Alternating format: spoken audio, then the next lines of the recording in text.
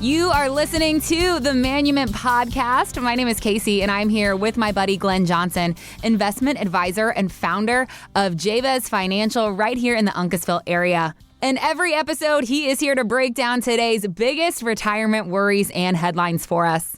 All right, Glenn, let's get into the good stuff. Americans apparently miss their pensions and the guaranteed income that they provide. Only 13 million people in the U.S. still have a pension right now. Now, a recent survey I read this week by the National Institute of Retirement Security found that 75% of retirees agree with the following statement. The disappearance of traditional pensions has made it harder for workers to achieve the American dream. So I wanted to talk to you about this, Glenn. Is there a way to create a personal pension so that someone can still pursue that American dream? Yes, there most certainly is a way to make things better. See, first we want to understand the beauty of the pension and the reason why they were so much easier than having to manage a 401k is because back in the day, let's take this back, but even where they came from. Mm-hmm.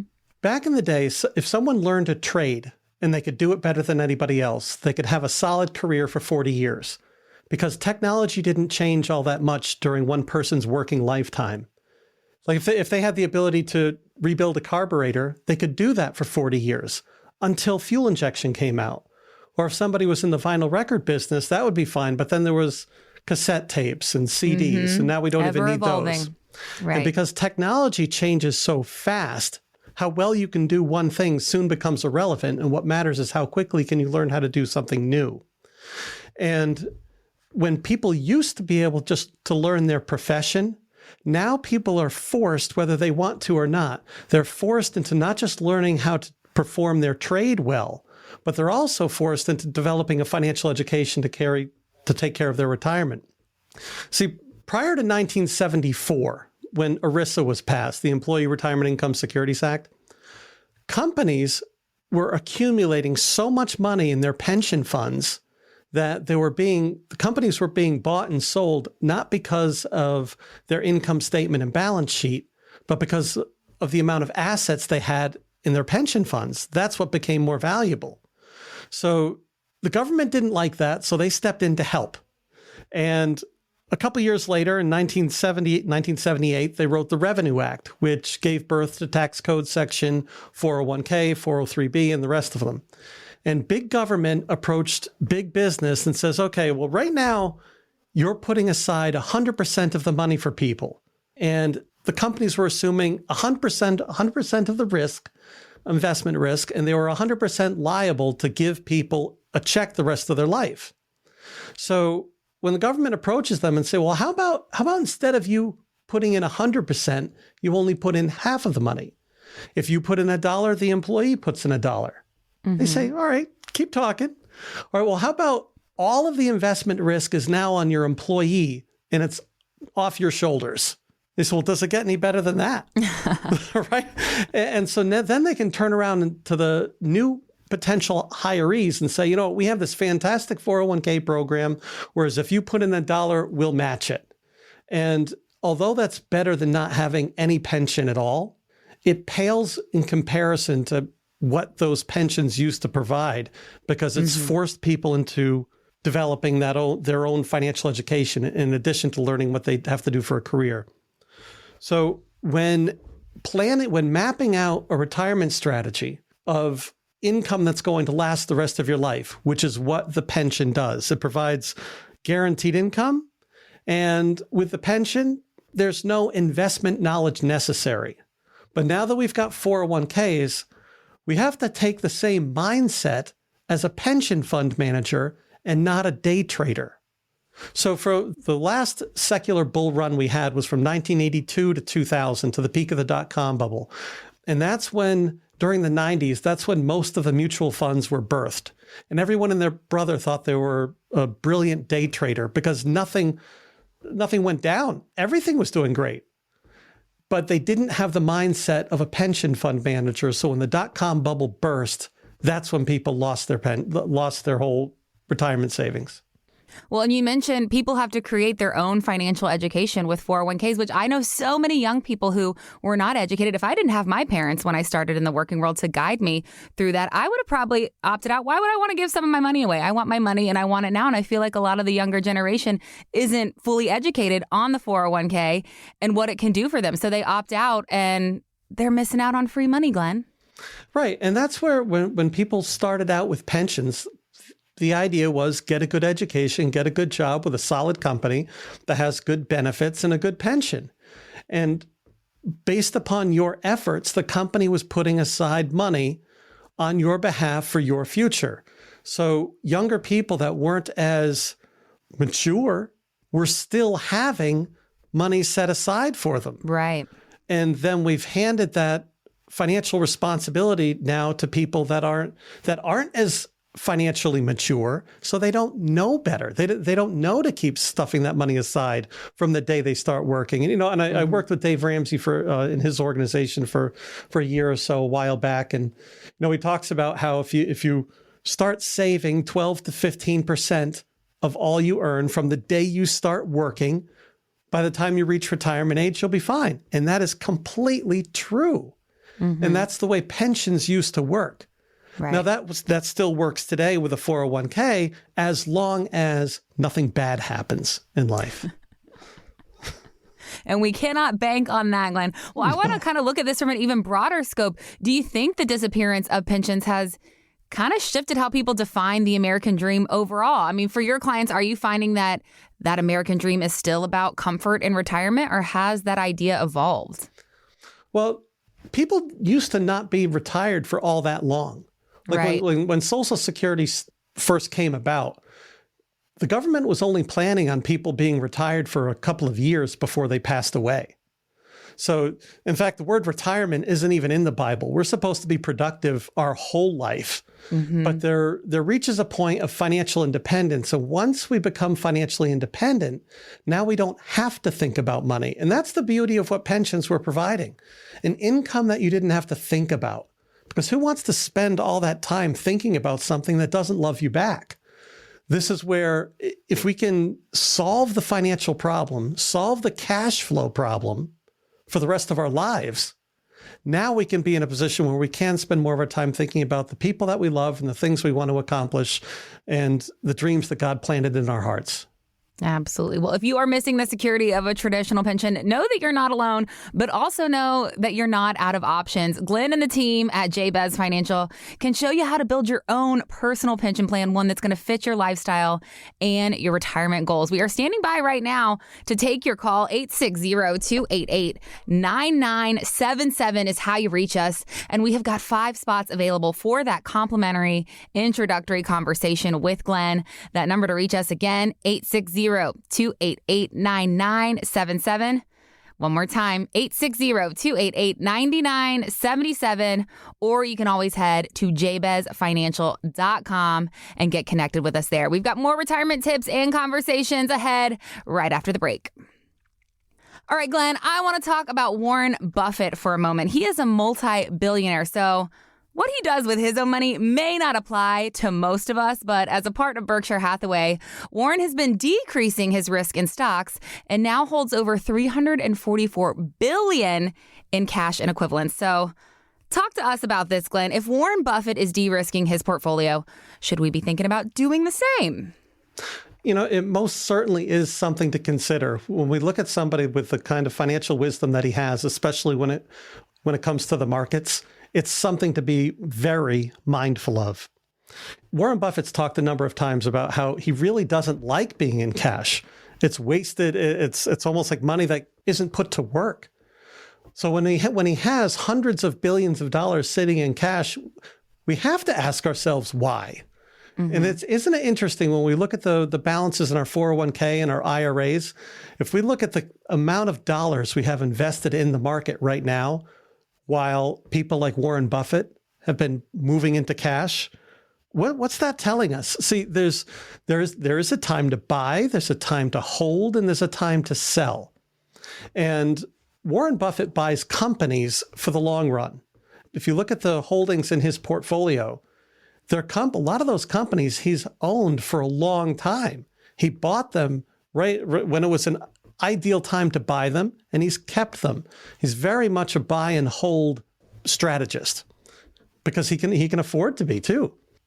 But what we have to look at is it the right time to be moving into equities?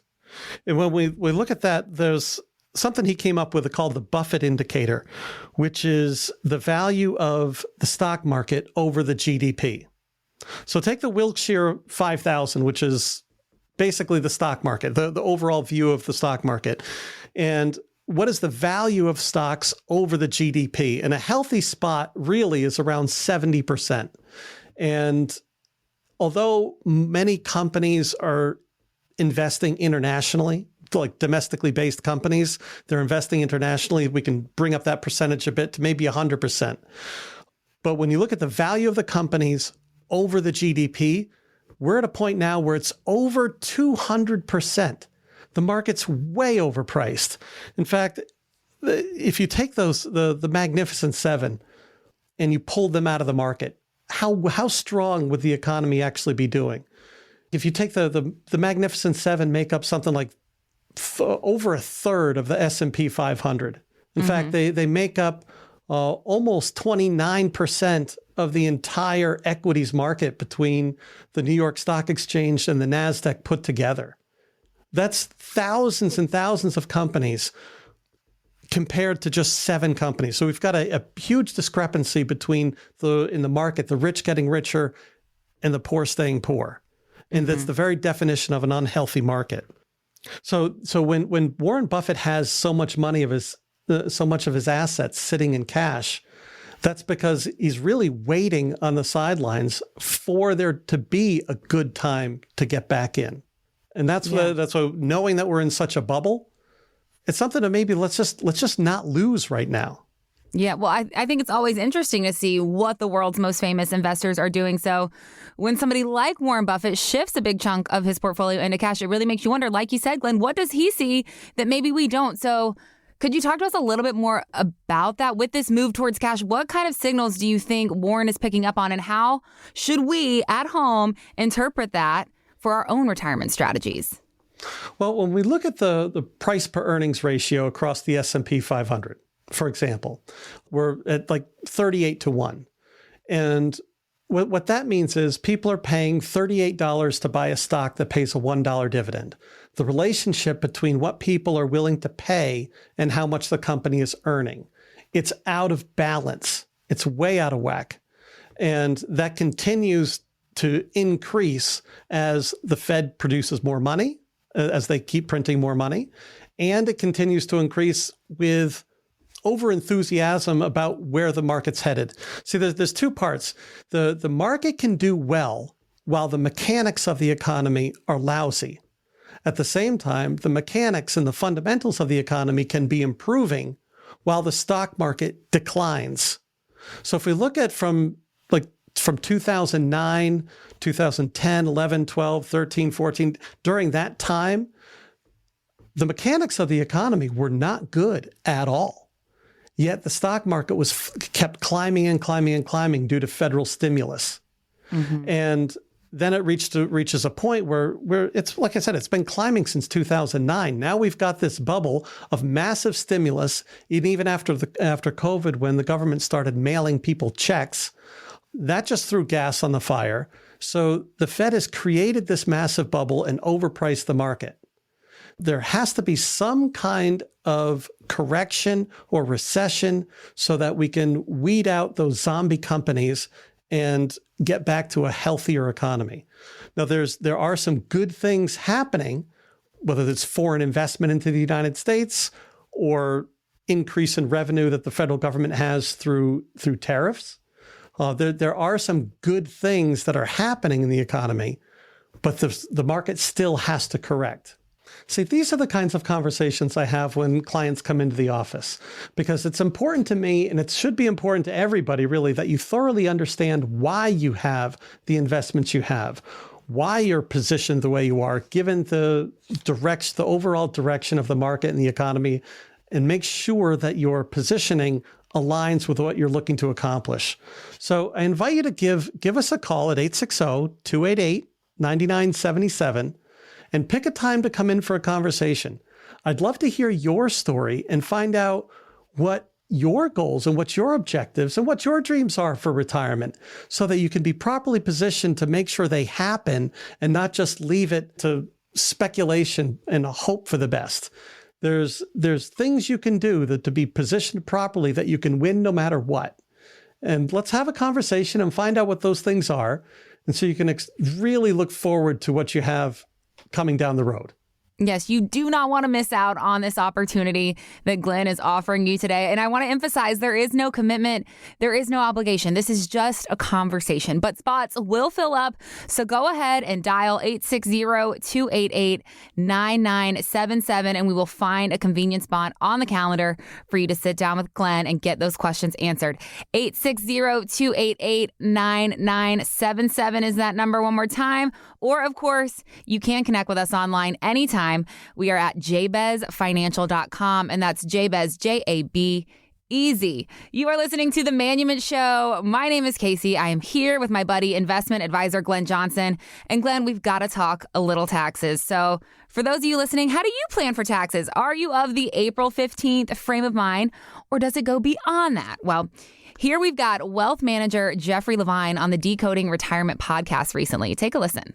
Another common mistake I see individuals make is focusing too much on their annual taxes and their annual tax bill and not enough on what I call their lifetime tax bill. When it comes to good tax planning, it's not about giving anybody the lowest tax bill in any one year. It's looking at their lifetime and trying to figure out how to pay taxes over that extended period of time such that the total of those taxes over your life is as low as possible. So, Glenn, I wanted to ask you, does this match your view of tax bracket management? Can you talk to us about this a little bit? Maybe give us an example. It most certainly does. See, nobody likes paying taxes. Nobody likes you paying taxes except the government. They're happy to have you pay taxes. And you're going to pay them. You're either going to pay them now, pay them later, but either way, you're going to pay. So when we accept the fact that this bill is coming no matter what, now it's just a matter of developing a strategic plan to go about it the right way to keep that to a minimum. And it's like anything else. You have to know what you're up against. And when we know what we're up against, we have to learn the rules of the game. And you can't win if you don't know you can't play if you don't know the rules, and you can't, never mind, win. And so This is where we have to look at from when he's talking about what's your lifetime tax bill.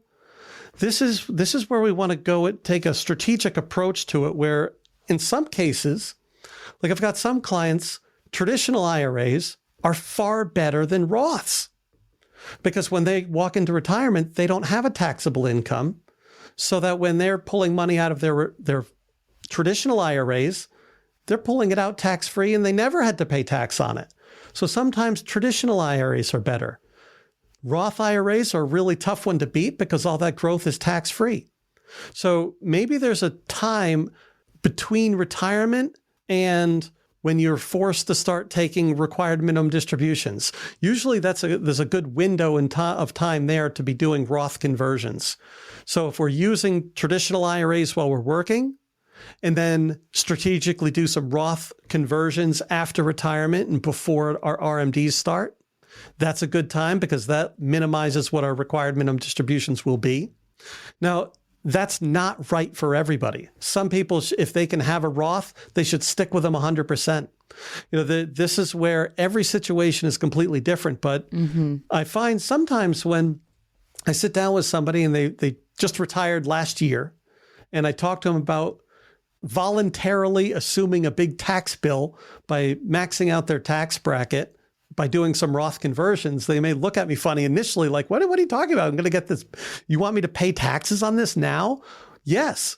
It's because it will save you a tremendous amount of tax dollars later, especially when you're in a position where you're taking more money than you need to.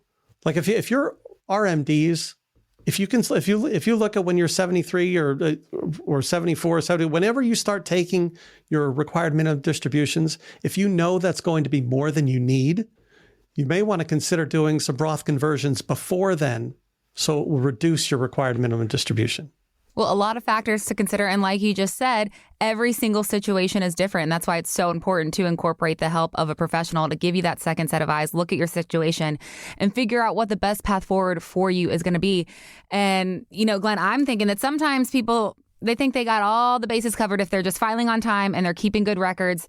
They think that they're set, on the tax front, but real surprises can sneak up when we aren't paying attention to how our income is getting taxed year after year. So I want to see if you've seen this, Glenn. Have you ever heard of somebody who suddenly owed way more money than they expected because they weren't paying attention to their tax bracket? Can you talk to us about how missing those little details can turn into a real eye-opener for somebody by the time they reach retirement? Oh, absolutely. Absolutely. And I remember I had a client once and he really dodged a bullet. This man he was never married and he had no kids. And then I met with him just after he retired. And I asked him about taking a look at his tax return. He goes, I haven't filed taxes in 15 years. Oh, my goodness. I said, you haven't even filed? He's scared, like, Glenn. No. He's like, I don't pay any attention to that. Well, fortunately for his benefit, I referred him to my CPA. He had gone through and filed almost 15 years of tax returns, and he walked away without a single penalty at all. How did that happen? Yes, but as it turns out, he had enough money withheld from his paycheck all those years to cover his tax liability.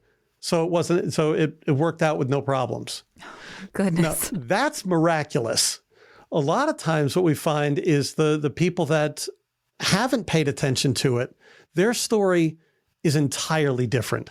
And it can be an absolute nightmare. And they can find themselves with a 6-figure tax bill that it's just devastating to their retirement. And they think, well, how did this happen?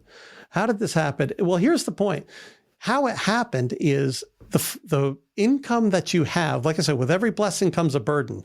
When you have income, there is the obligation that you have legally to make sure the appropriate amount of taxes get paid. Nobody's a fan of paying taxes.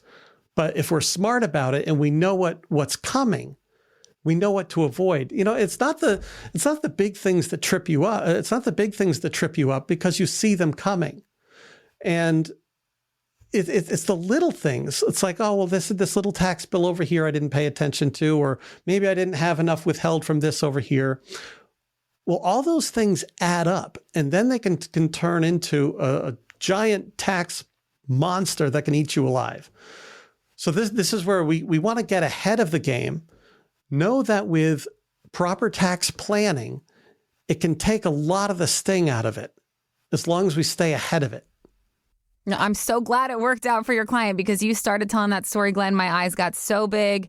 It was the beginning of a very scary story. So I'm so glad it worked out for him. But I want to remind folks that he's probably the exception. He's not the rule. You don't want to roll the dice like that. So if you're listening, if you're worried about how your retirement income is going to affect your tax situation, I want to encourage you to sit down with Glenn. 860-288-9977 is how to reach us.